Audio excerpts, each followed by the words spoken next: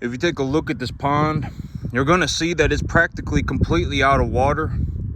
And if you watch me while like in the autumn, in fall or in spring, even in the winter time when it's not blazing hot outside, this pond is usually so full of water that it's actually running off of the field. And so take a look at this pond. You know, it's practically just a 2-inch mud pit, and there's no water in it. And the reason I'm talking about this right now is because probably maybe even about tonight, I will start preparing my field for planting. And so I figured that I got a couple of good things that I'm going to talk about. I'm just going to tell y'all what's going through my head right now. I'm getting ready to plant grass. In terms of planting grass, you know, if you want to take you know, the proof is in the pudding. I may be one of the most successful farmers on the entire planet, if not the most successful, especially per acre. You know, if you take a look at what I'm doing just for what it is, most people can't even make $15,000 a month on even 1,000 acres. Most people can't. And today, by about tonight, I will start preparing my field for planting. Maybe about tonight I'll start preparing my field. And the reason that I was showing you that pond and how dry it is because if the pond is that dry, if the pond has that little water in it, imagine how little water is in the soil. That's you know, that's something that's why I was showing the pond. And so when it comes to planting, you know, I already said that portion of the field back there, I'm gonna go and take a look at it because I'll probably be plowing it up tonight. I'm gonna start plowing up portions of my field tonight, and it's supposed to start raining next week, but it's still too early to plant. And I'll talk about all these different concepts as I go. And so I've already said, you know, the big thing about conceptualizing what does soil look like, how does soil act, is to imagine soil as a giant piece of beef jerky, right? I've talked about this repeatedly in the past. If you dropped a piece of beef jerky in the water, it would not rehydrate the beef jerky immediately. It would take a long time for that beef jerky to rehydrate. And so when the soil is this dry, it's going to take it a good bit of time to rehydrate. It's going to take a good bit of time to rehydrate. I would say that I probably need about 3 inches of water for this field to even rehydrate to a point where I would be willing to plant grass on it. Because here's the thing. If the soil is this dry, and that 3 inches of rain would have to come down probably over the course of about maybe 2 weeks. Because if the soil is this dry, even if it rains, if it rains like one inch, it will not even rehydrate the soil. It will not even rehydrate the soil. The soil will just go back to being dry about maybe 3 weeks, about 3 days later. If it rains an inch right now, the soil is just going to go right back to being dry within about 3 days. And so I think I'm going to leave this portion of the field because when it rains, this kind of grass right here, it'll just keep growing. I got some kind of a crabgrass. I got some sorghum sudan in here, and I got a bit of crabgrass and a bit of pearl millet. And so this kind of grass, I'm not going to plow it up. I'm not going to plow any of this stuff up. You can see I got some kind of a crabgrass back here. I got some kind of I got some sorghum sudan, and I got some pearl millet. And so I'm not going to plow this stuff up. But that portion of the field back there, I know that there's brush back there. I know that there is. I was back there and I was taking a look at it about a week ago. And so I'm going to plow up all the brush. And because there's no reason for me to grow brush. You know, I might as well just get the field ready. And it's supposed to start raining next week. And so the big idea, the big way to conceptualize what I'm talking about is that soil is like a big piece of beef jerky.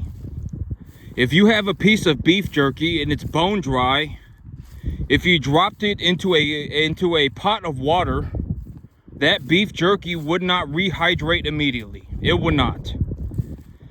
And so and also, when I a little while ago, maybe 3 days ago, I diagnosed a phosphorus and a sulfur deficiency on my field. And phosphorus is a positively charged fertilizer. And chances are that if I apply phosphorus to my field, then I will also need to apply potassium and nitrogen and sulfur as well. Why?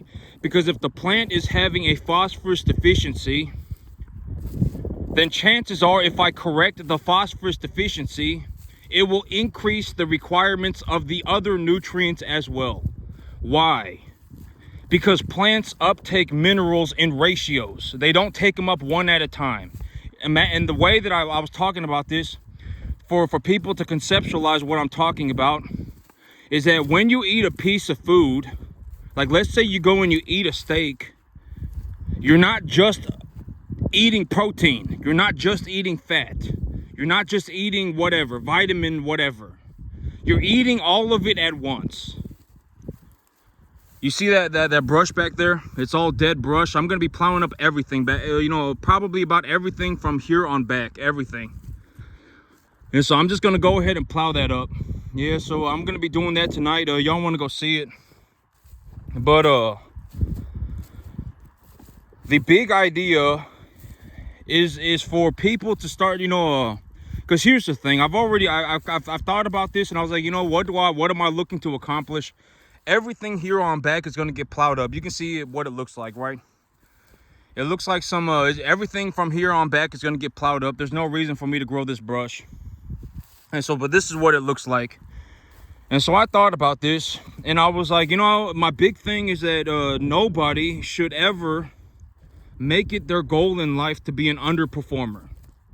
You should not make it your goal to be mediocre, right? Nobody should. I'm gonna be plowing up all of this. I'll probably start plowing it up tonight. Like if you see me, and this is the big idea, right? If you see me, and I may be one of the most successful people financially on the entire planet for the year 2024, right? And when you see me and you're like, oh my God, this guy makes $15,000-$20,000 a month on a 10.5 acre field running commercial cattle. He might legitimately be the best cattleman on the entire planet. Has not seen anybody that even gets to the 10% mark. Your goal should not be to do 10% of what I do. Your goal should not be to do 50% of what I do. Your goal should be to do better than me. And I always say, this is something that I say, that if you want to eat, then you're going to have to work. And if you don't want to work, then don't eat. If you actually want to get here, you need to think about what are you going to do on a daily basis for the next 15 years of your life. This took me 15 years. And so you're going to have to think about where do you want to be in 15 years, right? I mean, chances are there's nothing that I can do to show anybody how to do this even after 5 years, even after 10 years. There's no way. It's not possible. It's going to take, if you're fast, maybe you get it done in 12. And so, I'm going to introduce these concepts. I'm going to introduce these ideas to you with the intentions of creating a deeper understanding of what is going on and how do I see things. What are the things that I think about when I see a field? Plants uptake minerals in ratios, and I have already diagnosed my field for a phosphorus and a sulfur deficiency. I'm going to be plowing up my field, and that means when I plow up my field, that is a very good opportunity for me to apply positively charged fertilizer onto my field. And chances are that if I have a phosphorus deficiency, if I apply phosphorus to my field, it will increase the requirements for the other minerals as well. Why? Because plants uptake minerals in ratios. They do not take them up one at a time. It's just like being a human being and eating. Let's say you eat a bacon, egg, and cheese biscuit. If you eat a bacon, egg, and cheese biscuit, you're not just eating protein. You're not just eating carbohydrates. You're not just eating fat. You're eating everything at once. And fertilizer is like food for a plant. It's a very that's the most, that's the way that I've described fertilizer for a long time. That's the most realistic way for me to provide or give these ideas in a way that probably will make sense to other people. Fertilizer is like food for a plant. And also, the reason why it's so important to learn how to diagnose your field properly is because if you diagnose your field improperly, then you apply the wrong fertilizer, then the fertilizer won't do anything. It won't do anything ever. If you have a sulfur deficiency and you apply nitrogen to your field, the fertilizer is not going to do anything. Right? And that would be like saying you have a protein deficiency and then you just eat a bunch of carbohydrates. It's not going to do anything. You need to eat protein. And so, tonight, probably about starting tonight, maybe tomorrow night tonight, I'll start plowing up portions of my field. It's about time to get ready to start planting grass. And also, when you plow up a field, it increases the rate at which the water will go into the field. The field will rehydrate faster. If I plow up my field, one of the big issues with plowing up a field is that it releases a lot of moisture. But right now, there ain't no moisture in the field to begin with. So I'm going to plow it up. And when the rain happens, it will get into the soil faster. And so that may actually increase the... because the big thing when planting grass, or the big thing when planting seed, is that you need to have some level of soil moisture ready to go. There needs to be some level of moisture in your soil, because if there's no moisture in your soil, what's going to happen is that if there's no moisture in your soil and you plant seed on your field and then it rains and then your field dries back up, there's no moisture. I know, and I've talked about this too, but water moves down through the field, but it can also move up. If the top of the field is very dry, but there's a lot of moisture in the bottom, in your soil, that soil moisture can actually move up through the soil profile. And if it moves up through the soil profile, it can actually provide moisture for the seed. And so the big problem with a dry field is that, if you plant seed on a dry field and the field dries up after 3 days, what's going to happen is that if you watch a plant seed, if you watch a plant seed and how it grows, if you just watched it grow, you can watch a time lapse for how seeds grow. If you put a seed on a piece of wet soil, that seed would crack open. Well, first of all, the seed would take up water. And then when the seed takes up water, it would rehydrate itself. It would not rehydrate, but it would swell up with water.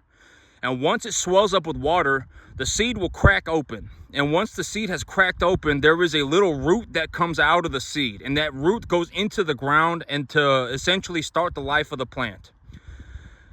But if the soil dries out while that little root is sticking out of the plant will die. The plant will die. There, the seed is now dead. There is no recovery of that seed. If a seed produces that little root and then the soil dries out, the seed dies. And so, if there is moisture inside of the soil, the moisture can actually move up through the soil profile and provide moisture for that seed. And so when the field is this dry, what am I going to be doing on my field? I'll probably wait until I'll probably have to have about 1 or 2 inches of moisture. But if I plow up the field real good, maybe I need about 1 inch of moisture. I have a phosphorus and a sulfur deficiency on my field. And this may be my one chance to apply phosphorus and potassium to my field for like the next, I may not be plowing up my field for another 6 months. And so I need to, and I've already talked about the idea of phosphorus and potassium is that it's a positively charged fertilizer and the field is negatively charged. Soil itself is negatively charged. If you have a clay soil, If you have a clay soil, and if you were to take a piece of your soil, like, soil is not just one big piece. You know, I've talked about this in great detail, but like, if I like it, like, look at this, right? Like, soil is not just one big piece. Soil is a massive collection of many pieces, right? I mean, look at this soil in my hand, right? I mean, there must be 1,000 pieces of soil right there. And if I were to break this down even further, there would be even more pieces of soil. So soil is like a collection of many trillions of pieces. It's not one big piece. And that soil, if you have a clay soil is like an asteroid. There are a lot of little holes and crevices inside on the soil particle itself. And sandy soil is like a glass ball. There's not many holes and crevices on the glass ball. So sandy soil is more like glass, and clay soil is more like an asteroid. And so and those little crevices, they're all, you know, all soil is negatively charged, all soil. But clay soil essentially has more spaces on the soil particles itself to bind more minerals and water. And so you'll find that if you have a sandy soil, the water will run through your field faster. The water will run through your field faster. And if you have a clay soil, your soil will stay hydrated for a longer period of time. And so, you know, like, look at this, right? I mean, this is what soil really looks like. It's not just one big piece. It's a collection of many pieces. And the big idea with plowing a field, and I'll go through over this again right now because I'm getting ready to do it, but I've talked about this repeatedly too. But you should not, don't worry about damaging your soil. If you plow your field 2 times a year, you're not going to damage your soil. When we're talking about damaging a soil via plowing, what we're talking about is destroying the soil particle to such a degree. Like, if I pulverized this soil, if I plowed this soil so hard that it turned into dust.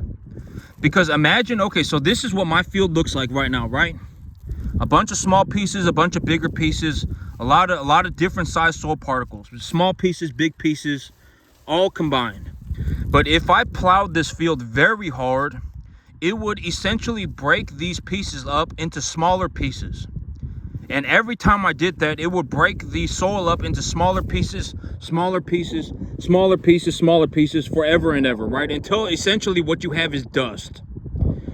And if your field looks like dust, then you're plowing your field too hard. You know, that's how you damage a field via plowing. But if you plow your field 2 times a year, you're not going to damage your soil. You're not going to damage your soil. Granted that you're not like plowing it 15 times, 2 times a year, right? I mean, granted that you're not like going over your soil and just completely pulverizing it. If you run a disc plow over a field 2 times a year, it's not going to do anything. You know, it's not going to damage your field. Your field will repair itself within, probably 2 months. But I mean, if you're plowing your field every 2 weeks, you're going to damage your field.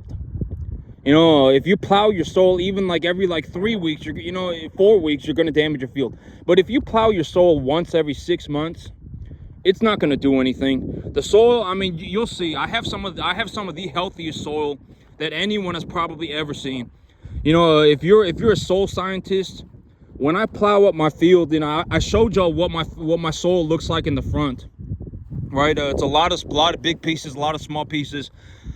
I probably have some of the healthiest soil that anyone has ever seen. If you're a soil scientist, you probably understand what I'm talking about.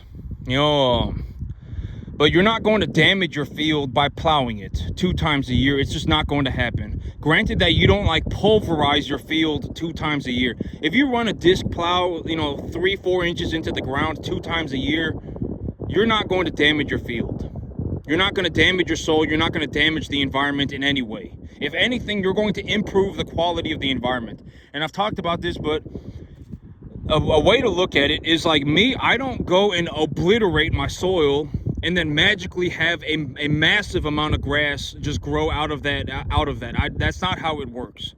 The reason why I grow so much grass is because my soil is so healthy. That's why, right? Like it would not make sense. Like I destroyed the environment and then grass magically, a massive amount of grass grew out. That doesn't make sense, right? I took care of the environment. I raised the quality of my soil to a very high degree, and that soil then grew the grass.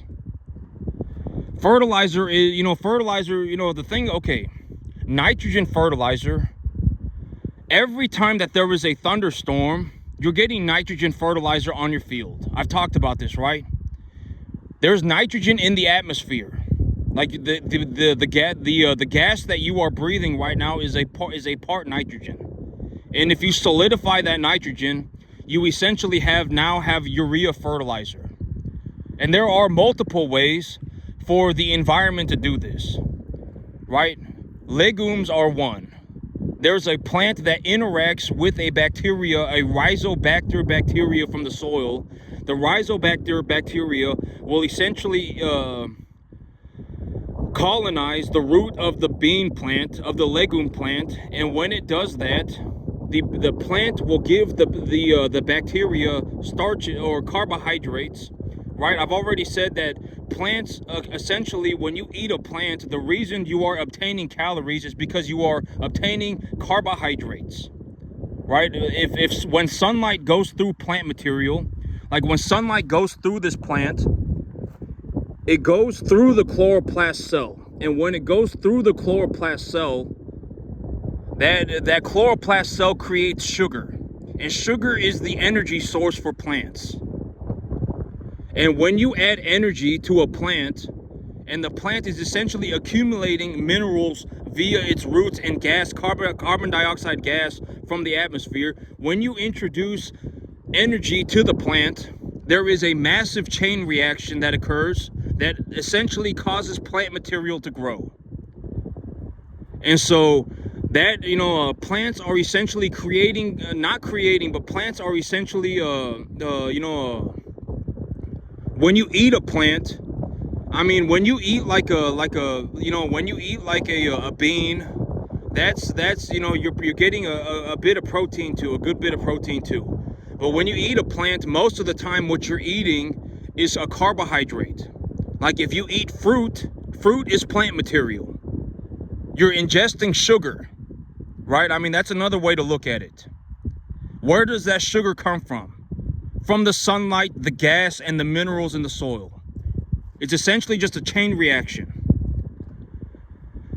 And so, I don't even remember what I was talking about. Sugar, plants. Oh yeah, rhizobacter bacteria attaches itself to the root of the plant. The plant gives it carbohydrates, and in return, the rhizobacter bacteria collects atmospheric nitrogen and feeds it to the plant. So when you're in a situation like where you're fertilizing your field, another way to look at it is that nature itself fertilizes a field via rhizobacter bacteria. Rhizobacter bacteria in the legume plant is essentially just another way for the environment to provide fertilizer for a plant. And also when there's a thunderstorm, like if you just sit outside during a thunderstorm, the heat from the lightning is bonding nitrogen into the rain molecule. And so anytime it rains, there is nitrogen fertilizer being dispersed all over the field. And so if you're legitimately deathly terrified of fertilizing a field, you should pray and hope to God that it never rains. If there's ever a thunderstorm, there is nitrogen bacteria, there is nitrogen being thrown all over your field all the time during a thunderstorm. If you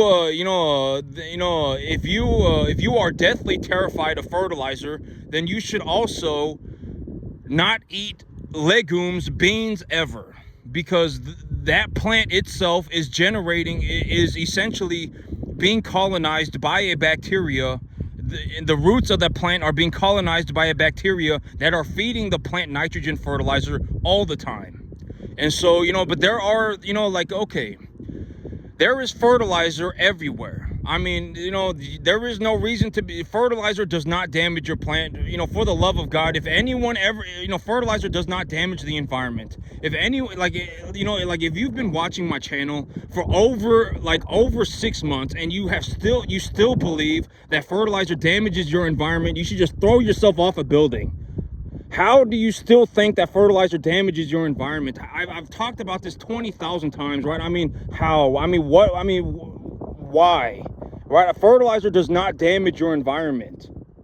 If you misuse fertilizer, then sure, it will damage your environment. But if you apply fertilizer correctly, let's say you diagnose a field and you say, well, if I apply fertilizer at this rate, and I apply this fertilizer and that fertilizer at this rate, and I get this much water, then, the fertilizer is not going to damage your environment.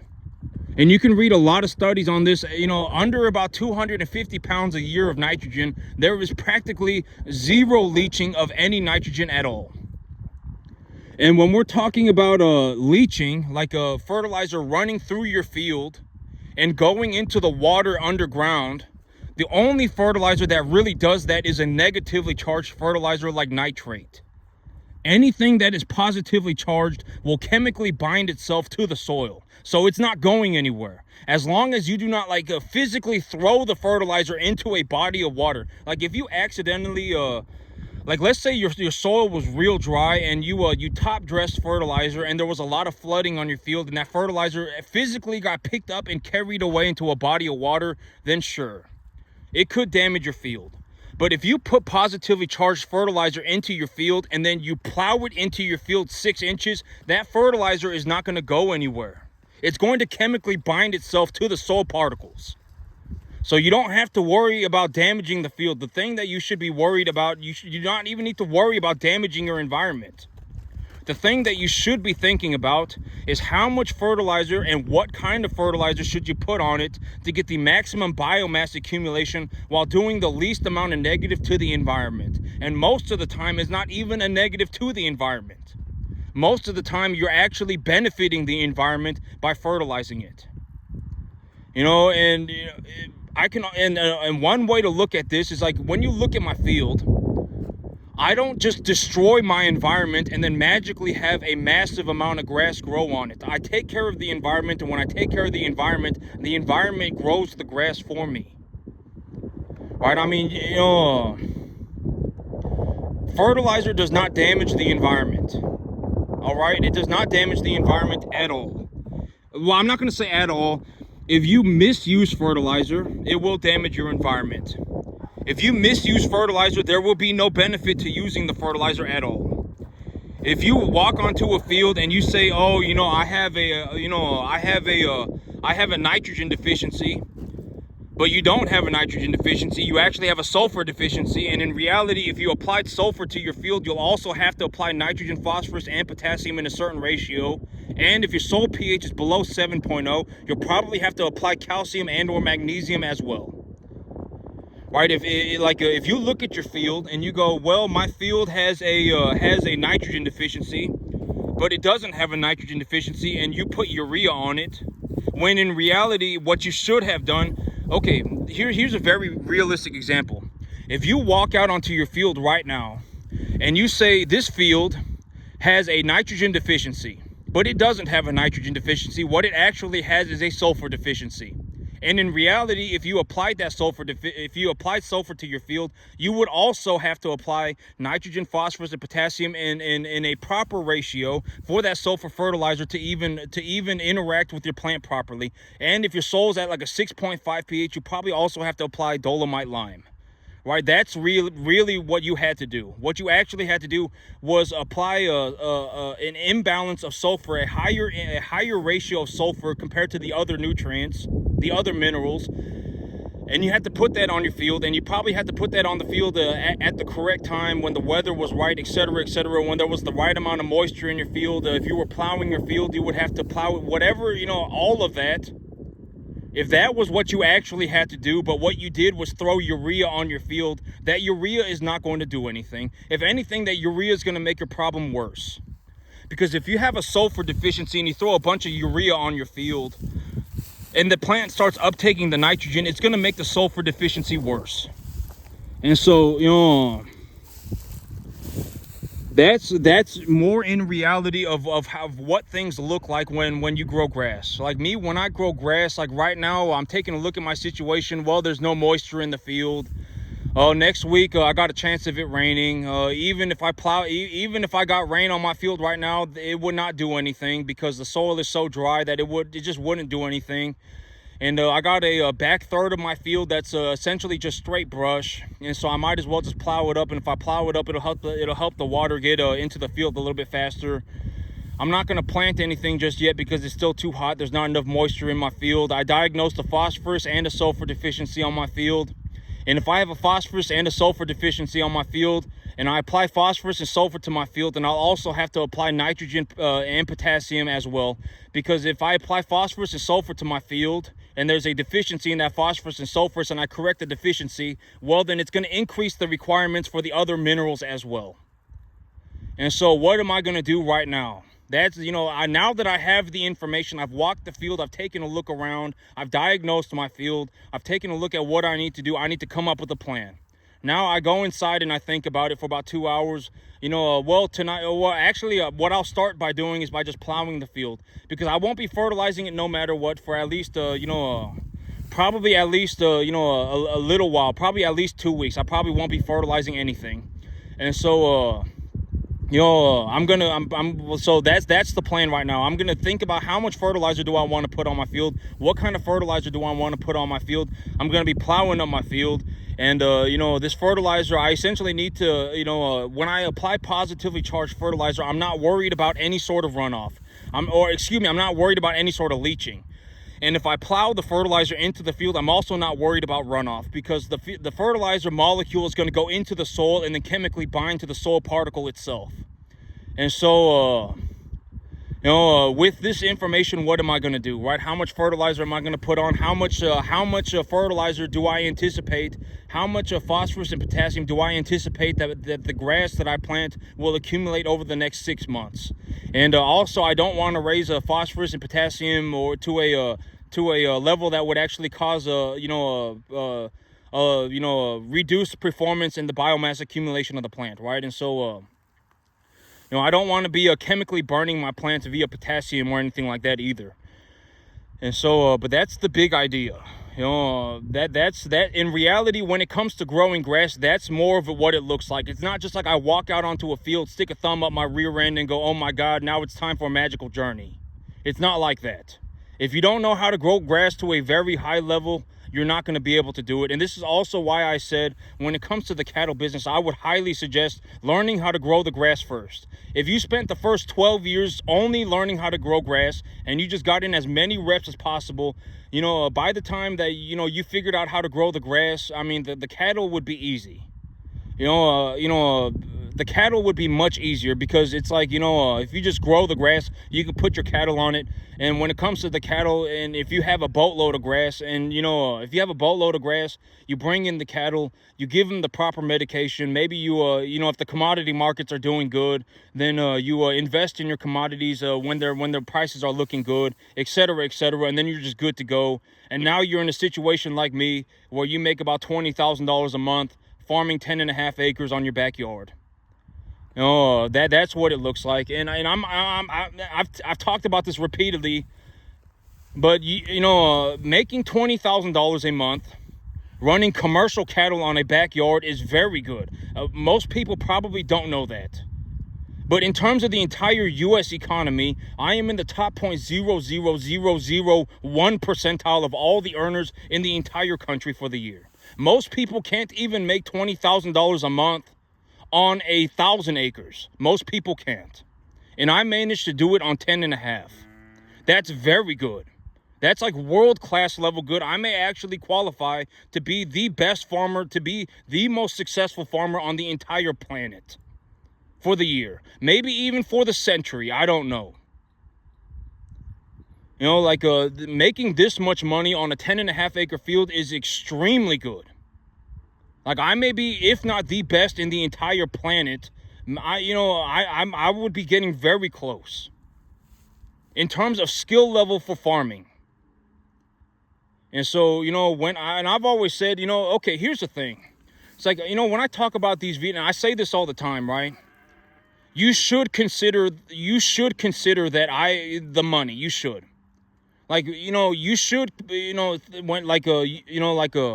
you should consider, I consider the money, I would highly suggest considering the money.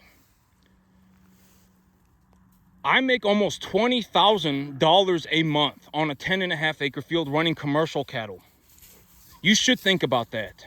I mean, I'm not saying that money is everything, but for me, $1 for me is the same as $1 for anybody else. It would be just as hard for me to make $20,000 a month running commercial cattle on a 10.5 acre field as it would be for anybody else. It's not like I live on some magical planet where my dollars are different. The dollars that I make are the same dollars that anyone else makes. It's the exact same thing. And so, when I make these videos, I'm just giving my perspective. I'm giving my perspective. This might be the only chance that anyone ever gets to see, anyone ever. And this is also something I wanted to bring up. I say this all the time, but if you're a moron tard, keep your BS to yourself, right? Don't take the chance away for somebody else to learn. Somebody might actually want to learn how to become a world-class farmer. Somebody might actually want to learn how to do it. And this might be their only chance. Right? So if you're going to be a moron, keep it to yourself. I always say this: if you're poor and you're poor by yourself, it's not a big problem. But the problem turns into a problem when you start, encouraging other people to essentially, that's when it becomes a problem. Right? I mean, somebody might actually want to learn. Like, somebody might want to learn how to become a world-class farmer. Somebody might want to learn, in terms of me, I don't even know a single person that gets to the 10% mark of what I do. Most people can't even make $20,000 a month on 1,000 acres. And so, don't take the opportunity away from other people, right? Someone might actually be watching this going, oh my God, like, this is my chance to actually learn how to become, if not the best farmer on the entire planet, one of the best. And, the big idea is, you don't want to live your life you don't want to live your life with your goal to be an underperformer. You don't want to be an underperformer. You don't want to make it your goal to be an underperformer. When you see me and you're like, this guy makes $20,000 a month, your goal should be to do better than me. That's the big idea. I've said I make these videos with the intentions of giving people the opportunity to do better than me. You should not make it your goal to do worse than me. Right? You like, if I make $20,000 a month running commercial cattle on a 10.5 acre field, your goal should be to do better than me. And your goal should be to do better than me, but it should also, the concept of, if you're not going to work, then don't eat. If you don't actually want to put in the work, then don't walk around thinking that you're going to get here. Right? That's the big idea. If you don't want to work, then don't eat. Right? If you, and I'm talking, you should make it your goal to do better than me, but to actually do better than me, not just I fell out of heaven to seven and my life is a la-la land journey. Right? You should actually make it your goal to do better than me. That's the big idea. And I have not seen anybody, not a single person, get to even the 10% mark of what I do. Not even one person. To this day, I am legitimately in a situation where when I, like, if I drove around the entire country, everybody would practically, almost everybody, if not everybody, would look like a beggar bum to me. I have not seen one person, when it comes to farming, even get to the 10% mark of what I do. Not even 10%. And so don't take away people's opportunities, right? I mean, there might actually be somebody on the planet right now watching this going, I want to be a world-class farmer too. I want to be the best farmer on the planet too. I want to make it my life goal to do better than Howard did. Well, then I'm very happy for you. I sincerely hope that you make it. I do. To this day, my entire life, I have not seen one person even get to the 10% mark of what I do. Not even 10%. And so, you know, it's like, if your goal in life, your goal in life should not be to be an underperformer. You should not be poor and proud. If you're poor and proud, that is the death sentence. You will be stuck that way forever. I guarantee it. Your goal should be to do better than me. If you want to be a world-class farmer, if you can beat me, you are probably, if not the #1 spot, close to the #1 spot. If you can do better than me. And so that's the big goal. I'm making these videos to present this information with the intentions of giving people the opportunity to do better than me. You know, that's the ultimate goal. I want, you know, to give people the opportunity to do better than me. Because me, when I first got started, nobody showed me how to do, nobody showed me how to farm. Nobody showed me, you know, I had to figure this stuff out for myself. I had to go and learn this. Now, I didn't figure it out for myself. I went and I learned it, right? I learned it from people that were extremely good, right? And, you know, that was how I learned it. But as of right now, even probably for the next 50 years or so, if you can do better than me, that might actually qualify you to be the best farmer on the entire planet. I may be the best, if not one of the best farmers on the entire planet. And so, you know, that is my perspective. That is my honest perspective. If I saw somebody that could do 10% of what I did, then I would know when I saw them. And so, you know, that's the big thing. It's like, don't take away people's opportunity to learn. Somebody might actually be watching this video wanting to learn how to be a world-class farmer. They might actually want to learn. Right? Somebody might actually be watching this going, man, you know, I want to make it my life goal to do better than Howard did. Over the next 20 years of my life, I'm going to get further than him. Right? I mean, but chances are you're not, because me, I'm going to be working every day for as long, you know, until I'm 150. I've already said that my big plan is that I'm just going to farm every day until I'm 150 years old. And when I die, I'll die on my field, and then you can just bury me on my field and just leave me alone, right? I mean, I'm perfectly fine with that. It's completely okay by me. You know, that's my big idea. And so I'll be farming, you know, every day for as long as I live. I mean, and so, you know, chances are I'm going to continue to get better. I was even talking about this yesterday, but after a certain point, there's nobody to compete with. Nobody. Everybody essentially looks like a beggar bum when it comes to farming to me. Everybody. I mean, it's like, you know, everybody does. I have not even seen one person get to the 10% mark of what I do. Not even 10%. And so everybody looks like a beggar bum to me when it comes to farming. Everybody does. You know, worthless deals. No, I'm not going to give you $1. I don't care whether you live or died. You know, I'm being 100% serious. And so, you know, chances are there's a reason you're poor. You're poor, and there's a reason you're poor. And so, you know, yeah, that's a fantastic way to end this video. That's it for me today, YouTube. Y'all have a good one.